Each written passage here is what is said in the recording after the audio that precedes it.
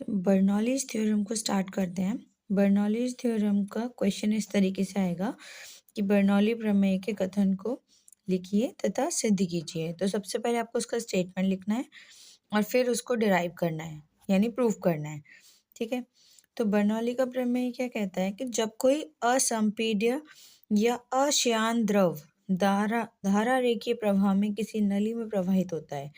तो इस लाइन को पहले समझो ज़रा, 2 बातें हैं यहाँ पे, असंपीड्य बोल दिया और अश्यान द्रव बोल दिया। इसका ये मतलब है कि ऐसा लिक्विड, ऐसा फ्लूइड, ऐसा तरल कुछ भी जिसको हम दबा नहीं सकते, जिस पे हम कंप्रेस नहीं कर सकते।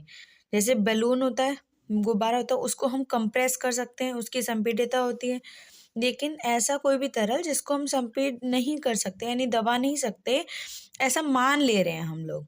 ठीक है? ऐसा कोई तरल होता नहीं है।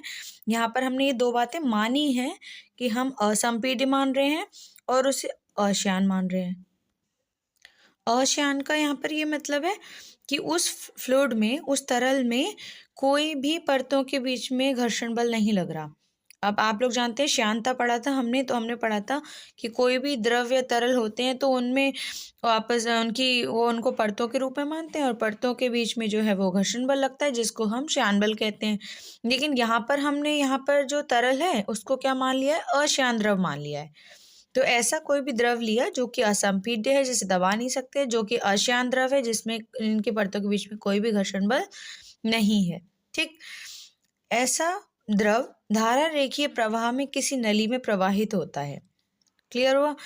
तब नली के प्रत्येक बिंदु पर एकांक द्रव्यमान की ऊर्जा, अर्थात क्या क्या? दाब ऊर्जा, गतिज ऊर्जा और स्थितिज ऊर्जा का योग नियत रहता है। तो ये कह रहे हैं कि मान लो ये नली है, इस नली में वो कोई भी द्रव बह रहा है, तो इस नली के प्रत्येक बिंदु पर, मतलब कहीं पर भी मान लो, तो एकांक द्रव्यमान की ऊर्जा, यानी कि 1 ग्राम मान लो या 1 किलोग्राम मान लो, कितना भी मास लिया है हमने, द्रव्यमान लिया है, उसकी जो ऊर्जा होगी, और उसकी कौन सी ऊर्जा? कुल ऊर्जा। और कुल ऊर्जा यहाँ पर क्या क्या है? दाब ऊर्जा है, गतिज ऊर्जा है और स्थितिज ऊर्जा, यानी इन तीनों का सम टोटल क्या होगा? एक नियतांक आएगा। तो ये तो है आपका स्टेटमेंट। अगर आपसे खाली ये बोला जाए कि बर्नौली प्रमेय का कथन लिखिए, तो केवल आपको ये लिखना है और ये फॉर्मूला बता देना है।